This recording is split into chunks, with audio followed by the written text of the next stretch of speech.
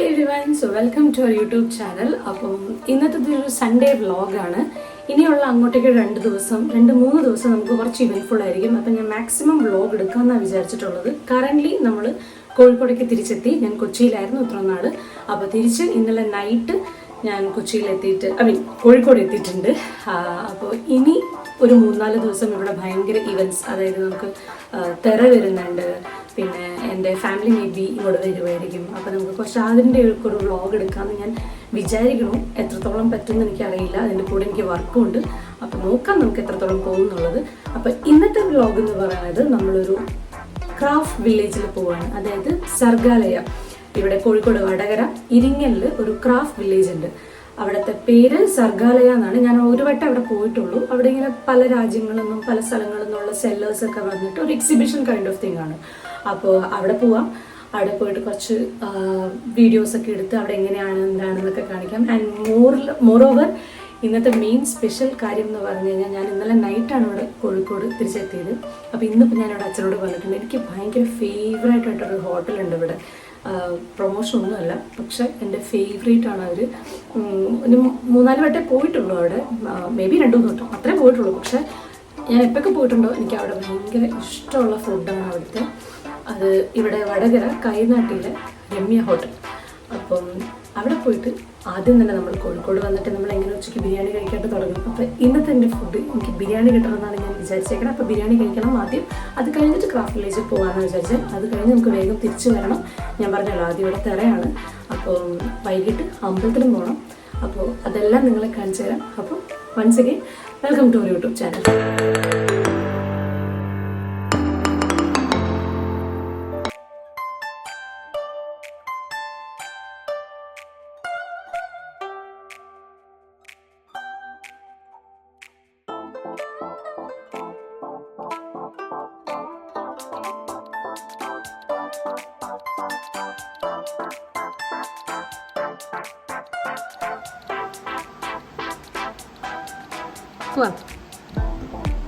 ഇന്നലെ രാത്രി നമ്മൾ കൊച്ചിയിൽ നിന്ന് കോഴിക്കോട് എത്തിയിട്ടേ ഉള്ളൂ.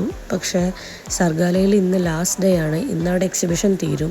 അപ്പോൾ അച്ഛൻ പറഞ്ഞപ്പോൾ ഉച്ചയായപ്പോൾ നമുക്ക് എന്തായാലും പോവാം. എക്സിബിഷൻ ആണല്ലോ, ഒരുപാട് സാധനങ്ങൾ കാണാനും വാങ്ങിക്കാനും നല്ല രസമാണ് അവിടെ പോയി കഴിഞ്ഞാൽ. അപ്പോൾ അങ്ങനെ ഞങ്ങൾ വീട്ടിൽ നിന്ന് ഫുഡ് കഴിക്കാത്ത കാരണം ബിരിയാണി കഴിക്കാനായിട്ട് വടകരയിലെ രമ്യ ഹോട്ടലിലേക്കാണ് ഞങ്ങൾ പോകുന്നത്. ഹൈവേയുടെ വർക്ക് നടക്കുന്നതുകൊണ്ട് കുറച്ച് മോശമാണ് വഴി ഇപ്പോൾ. പക്ഷെ ഒരുപാട് ലേറ്റ് ആവാതെ തന്നെ നമ്മൾക്ക് രമ്യ ഹോട്ടലിൽ എത്താൻ പറ്റി. അപ്പം ഞങ്ങൾ വണ്ടിയെല്ലാം പാർക്ക് ചെയ്ത് പയ്യെ നടന്നു. ഇത് കൈനാട്ടിയാണ് സ്ഥലം. ആരെങ്കിലും വടകര വരികയാണെങ്കിൽ ഞാൻ എപ്പോഴും സജസ്റ്റ് ചെയ്യും രമ്യ ഹോട്ടൽ. അങ്ങോട്ടേക്ക് നടക്കണ വഴി എൻ്റെ മറ്റൊരു ഇഷ്ടപ്പെട്ട സാധനം ഇതായിരിക്കുന്നു വിൽക്കാനായിട്ട്.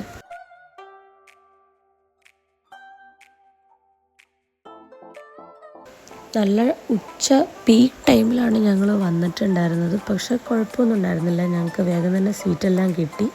അപ്പോൾ ഞങ്ങൾ ചിക്കൻ ബിരിയാണിയും പ്രോൺസ് ബിരിയാണിയും ഓർഡർ ചെയ്തു. എനിക്ക് കുറച്ചൊരു പ്ലേറ്റിൽ കുറച്ച് ചോറ് പ്ലെയിൻ റൈസ് ഇട്ട് കൊടുത്തു. അവളിങ്ങനെ ഓരോന്നായിട്ട് കഴിക്കുമായിരുന്നു. അതിൻ്റെ ഇടയ്ക്ക് ഞങ്ങൾക്ക് തരും, അവളും കഴിക്കും. അങ്ങനെയാണ് യൂഷ്വലി. അവൾക്ക് തന്നെ കഴിക്കാൻ ഭയങ്കര ഇഷ്ടമാണ്.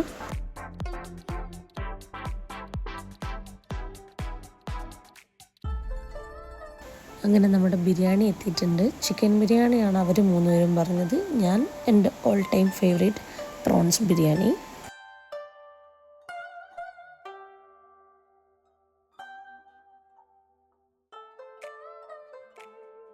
അങ്ങനെ കുറച്ച് ലേറ്റായിട്ടും പീക്ക് ടൈമിലും വന്നുകൊണ്ട് ബിരിയാണി തീർന്നു പോകുമെന്ന് വിചാരിച്ച് ഞങ്ങൾ എത്തിയെങ്കിലും ഞങ്ങൾക്ക് എല്ലാവർക്കും നല്ല അടിപൊളി ബിരിയാണി കഴിക്കാൻ പറ്റി. നല്ല ഫുഡായിരുന്നു അവിടെ. ഫുഡൊക്കെ കഴിച്ച് ഞങ്ങൾ മെല്ലെ അവിടെ നിന്ന് ഇറങ്ങി. ഇനി സർഗാലയിൽ പോകണം. എങ്ങനെയുണ്ടായിരുന്നു ഫുഡ്? വളരെ നല്ല ഫുഡ്. കോഴിക്കോട് വന്നിട്ട് ബിരിയാണി കഴിക്കാനുള്ള ആഗ്രഹം തീർന്നു. രമ്യയുടെ ബിരിയാണി നല്ല സൂപ്പർ ബിരിയാണി. അങ്ങനെ നമ്മൾ ക്രാഫ്റ്റ് വില്ലേജിലെത്തി. സർഗാലയ ഒരു 20 ഏക്കർ വിസ്തൃതിയിലുള്ള ഒരു ആർട്ട് ആൻഡ് ക്രാഫ്റ്റ് വില്ലേജാണ്. ഇതിപ്പോൾ കറൻ്റ്ലി നോക്കി നടത്തുന്നതെല്ലാം കേരള ടൂറിസം വകുപ്പാണ്. സ്ഥലം വരുന്നത് കോഴിക്കോട് വടകരയിൽ ഇരിങ്ങൽ. ഇവിടെ ഒരുപാട് പരമ്പരാഗത കലാരൂപങ്ങളും കരകൗശല വസ്തുക്കളും ഒരു പ്രത്യേക രീതിയിൽ എക്സിബിറ്റ് ചെയ്ത് അതവിടെ സെയിൽ ചെയ്യുകയാണ് ചെയ്യുന്നത്. നമ്മളിപ്പോൾ പാർക്ക് ചെയ്തു വണ്ടി, എന്നിട്ട് ടിക്കറ്റ് എടുക്കാൻ വേണ്ടിയിട്ട് നടക്കുകയാണ്. അങ്ങനെ നമ്മൾ 100 രൂപയുടെ ടിക്കറ്റാണ് എടുത്തിട്ടുള്ളത്. അങ്ങനെ നടന്നുകൊണ്ടിരുന്നപ്പോൾ എനിക്കൊരു പണി കിട്ടി. കാക്കത്തൂറി ഗൈസ്, കാക്കത്തൂറി. എനിക്ക് പെട്ടെന്ന് എന്തോ അനങ്ങണ പോലെ തോന്നി, അതാ ഞാൻ അവളതോ യൂട്യൂബിൽ പോയില്ല. ആടെ വന്നത്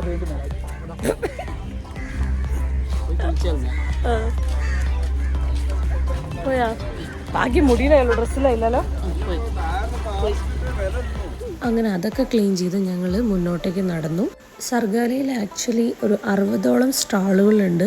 ഓരോന്നിലും വിവിധ കൈക്കല ശില്പങ്ങളായ കൊയറ്, നിലമ്പഴ, തണല്, ബാമ്പു, തൂവ, കോക്കനട്ട് ഷെല്ല് അങ്ങനെയുള്ള ഉൽപ്പന്നങ്ങൾ കൊണ്ട് ഉണ്ടാക്കുന്ന സാധനങ്ങൾ കാണാനും വാങ്ങിക്കാനും കഴിയും. ഏറ്റവും നല്ലത് ആർട്ടിസന്മാർ ലൈവായിട്ട് പണി ചെയ്യുന്നത് നമുക്ക് നേരിട്ട് കാണാൻ കഴിയും. ഞങ്ങൾ ആദ്യം പോയ സ്റ്റോള് ഈ ഒരു ഹാൻഡ്ലൂം സ്റ്റോളിലേക്കാണ്. ആർക്ക് ചെന്നാലും ഹാൻഡ്ലൂമിനെ കുറിച്ച് മനസ്സിലാക്കാൻ പറ്റുന്ന രീതിയിലുള്ള ഇൻഫർമേഷൻസ് എല്ലാം അവരവിടെ പ്രൊവൈഡ് ചെയ്തിട്ടുണ്ടായിരുന്നു. കൂടാതെ അവിടെ ഒരു ഫ്ലവർ ഷോ നടക്കുന്നുണ്ടായിരുന്നു. ഫ്ലവർ ഷോയിലേക്ക് ഞങ്ങൾക്ക് മുഴുവനായിട്ട് എത്തിപ്പെടാൻ സാധിച്ചില്ല, കാരണം അത്രയും കണ്ടുവരാൻ നല്ല സമയമെടുക്കും. ഇത് സർഗാലയുടെ ഒരു മിനിയേച്ചറാണ്. നമ്മളിവിടെ വണ്ടി ഇട്ടിട്ട് തിരിച്ചിതിലേ നടന്ന് ആ എൻട്രൻസിൻ്റെ മുമ്പിൽ കൂടെ നടന്നിട്ടാണ് നമ്മൾ ടിക്കറ്റ് എടുക്കാൻ പോയതും. അത് കഴിഞ്ഞിട്ട് ആ കാണുന്ന ചെറിയ ചെറിയ ബിൽഡിങ് പോലുള്ളതിൻ്റെ ഉള്ളിലാണ് ഈ സ്റ്റോളുകളെല്ലാം നടക്കുന്നത്. ഇതവിടെ ഉണ്ടാക്കി വെച്ചിരിക്കുന്ന ഒരു മിനിയേച്ചറാണ്. ആ നടുക്ക് കാണുന്ന പാറ പോലെയുള്ളത് ഒരു ആക്ച്വൽ ഒരു തടാകമാണ്. അത് പണ്ട് പാറ എടുക്കുന്ന സ്ഥലമായിരുന്നു എന്നാണ് പറയുന്നത്. ഈ ഒരു സ്റ്റേജ് കണ്ടോ നിങ്ങൾ? ഇത് കളിമണ്ണാണെന്ന് ആർക്കെങ്കിലും കണ്ടാൽ പറയാൻ പറ്റുമോ? ഇദ്ദേഹമാണ് ഇത് നിർമ്മിച്ചിരിക്കുന്നത്. ഇവിടെ ഈ പുറകിൽ കാണുന്ന എല്ലാം കളിമണ്ണ് കൊണ്ട് ഇദ്ദേഹം ഉണ്ടാക്കിയിരിക്കുന്നതാണ്. എനിക്ക് കണ്ടപ്പോൾ മനസ്സിലാക്കാൻ സാധിച്ചത് ആൾക്ക് സംസാരശേഷി ഇല്ല എന്നാണ്. പക്ഷേ കഴിവ് എത്രയാണെന്ന് നമുക്ക് പറയാൻ പറ്റില്ല, കാരണം അത്രയും ഒറിജിനാലിറ്റിയിലാണ് കളിമണ്ണിൽ ഇങ്ങനെ ഓരോന്നും തീർത്തിരിക്കുന്നത്. ഇത് ആൾക്ക് കിട്ടിയിരിക്കുന്ന ഒരു അവാർഡാണ്. അങ്ങനെ അത് കണ്ടിട്ട് അവിടെ നിന്ന് ഇറങ്ങി ഞങ്ങൾ. ഇനി അടുത്ത സ്റ്റോൾ. ഈ സ്റ്റോള് വന്നിട്ട് ഒരുപാട് കലാരൂപങ്ങളും മരത്തിലുണ്ടാക്കി വെച്ചിരിക്കുന്നത്. ഇദ്ദേഹമാണ് ഇതിൻ്റെ എല്ലാം ശില്പി.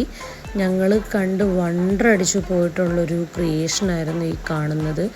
എന്തൊരു പെർഫെക്ഷനാണെന്നറിയാവോ? ഈച്ച് ആൻഡ് എവറി ഡീറ്റെയിൽ അത് അത്ര ഭംഗിയായിട്ട് ചെയ്തിട്ടുണ്ട്.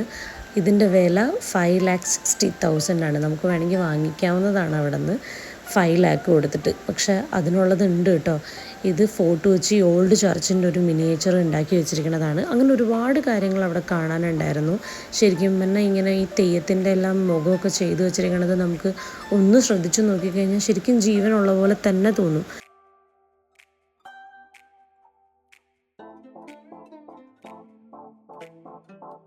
ഇതുപോലെ നമ്മൾ ഒരുപാട് സ്റ്റോളുകൾ കണ്ടിറങ്ങി. ഷെല്ല് കൊണ്ടും കയറ് കൊണ്ടും ചിരട്ട കൊണ്ട്, നെല്ല് കൊണ്ട്, ഹാൻഡ്ലൂം ബാഗ്, അങ്ങനെ ഒരുപാട് സാധനങ്ങൾ പല രീതിയിൽ ഉണ്ടാക്കിയിട്ട് അവിടെ വിൽപ്പനയ്ക്ക് വെച്ചിട്ടുണ്ടായിരുന്നു. ഇത് മരത്തിൽ പണിയുന്ന ആനയാണ്. എനിക്ക് വാങ്ങിച്ചു തരാൻ തോന്നുന്നുണ്ടോ?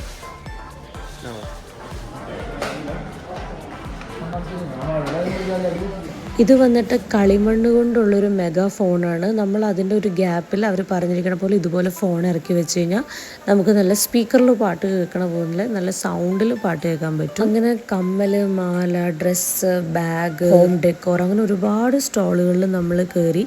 ഞാൻ അങ്ങനെ ഒന്നും അധികം വാങ്ങിച്ചില്ല, കാരണം ചിലതെല്ലാം നമുക്ക് ഓവർ പ്രൈസ്ഡ് ആയിട്ട് തോന്നും. ചിലതൊക്കെ നമുക്ക് ഭയങ്കര ഇഷ്ടമാവും, ചിലതൊക്കെ കുറച്ചൊരു ഇൻ്റലക്ച്വൽ ബുദ്ധി വേണം. മേ ബി അതിങ്ങനെ ഒരു എക്സിബിഷൻ ആയതുകൊണ്ടാവാം. അങ്ങനെ അവിടെയുള്ള സ്റ്റോളെല്ലാം കണ്ടിട്ട് ഞങ്ങൾ ജാനിനെയും കൊണ്ട് ഇങ്ങനെ കുറച്ച് റൈഡിലൊക്കെ കയറി. അവൾക്ക് ഇഷ്ടമായോ എന്ന് ചോദിച്ചാൽ ഇഷ്ടമായി, അതേസമയം പേടിയായിട്ടുണ്ടായിരുന്നു.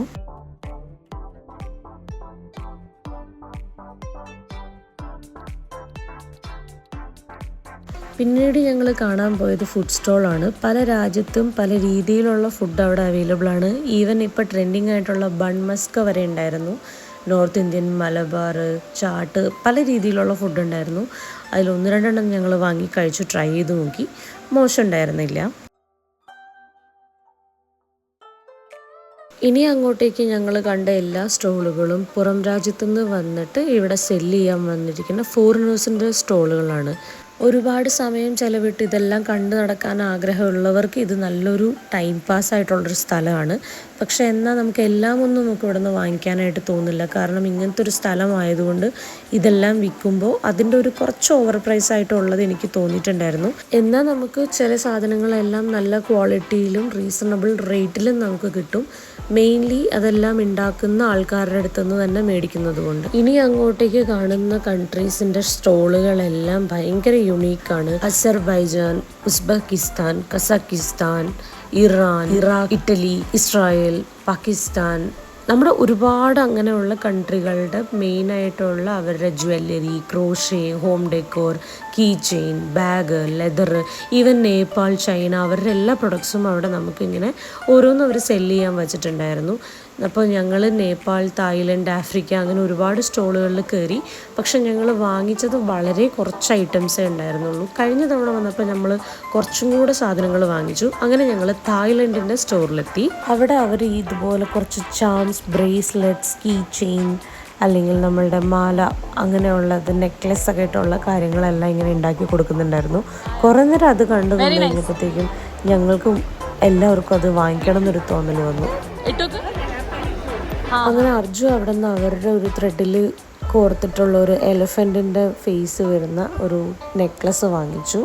ഞാനപ്പോൾ വേറൊരു ബ്രേസ്ലെറ്റ് നോക്കാമെന്ന് കരുതിയിട്ട് ഇപ്പം എനിക്ക് അവർ ബ്രേസ്ലെറ്റ് കാണിച്ചു തരാണ്.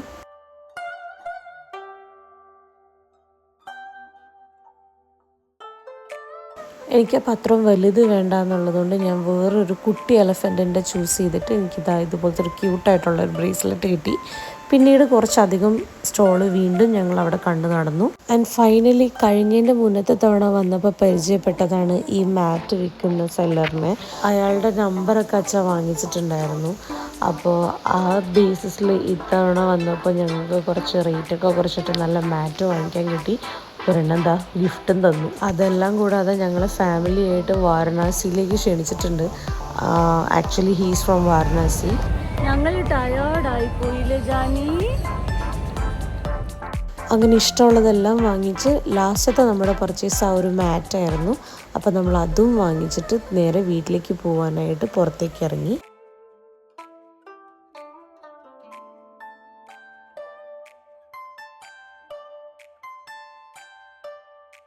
അങ്ങനെ ഉച്ച കഴിഞ്ഞ് വന്ന് ഞങ്ങൾ തിരിച്ചു പോകുമ്പോൾ പാതിരാത്രിയായി. അപ്പോൾ പോണ വഴിക്കൊക്കെ നല്ല ലൈറ്റിംഗ് ഉണ്ടായിരുന്നു സർഗാലയിൽ ഫുള്ള്. പ്രത്യേകിച്ച് ഇന്ന് നൈറ്റ് തീരുന്ന പ്രോഗ്രാം ആയതുകൊണ്ട് എന്തൊക്കെയോ സ്പെഷ്യൽ പ്രോഗ്രാമുണ്ട്. അങ്ങനെ ലൈറ്റിംഗ് ഒക്കെ കണ്ട് ഞങ്ങൾ നേരെ പാർക്കിങ്ങിൽ പോയിട്ട് വീട്ടിലേക്ക് പോകാൻ പോവാണ്. ഉച്ചയ്ക്ക് വന്നതാ, പക്ഷെ അപ്പോൾ നമുക്ക് ലൈറ്റൊക്കെ ഇട്ട് രാവിലെ ഉണ്ട് കാണാനായിട്ട്. നടന്ന് വയ്യാണ്ടായിട്ടുണ്ട്, നല്ല ടയേർഡായി. ഇനി ചെന്നിട്ട് തിറ കാണാൻ പോകണം.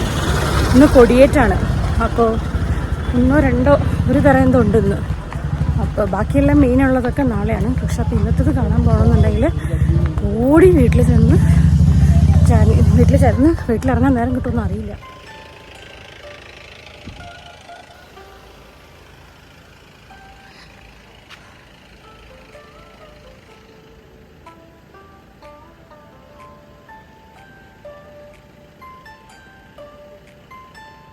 അച്ഛനും മോളും കൂടെ ആദ്യം തന്നെ കാറിലെത്തി വെള്ളമൊക്കെ കുടിച്ചപ്പോഴത്തേക്കും ഞാനും നടന്നെത്തി. അങ്ങനെ ഇനി ഞങ്ങൾ വീട്ടിലേക്ക്. ഇനി അടുത്തത് ഞങ്ങൾക്ക് തിറ കാണാൻ പോകണം. വീട്ടിൽ ചെന്നിട്ട് വീട്ടിൽ കയറാനുള്ള ടൈം കിട്ടുമെന്ന് അറിയില്ല. അപ്പോൾ അതിൻ്റെ വ്ളോഗായിട്ട് അടുത്ത ദിവസം കാണാം. Bye bye.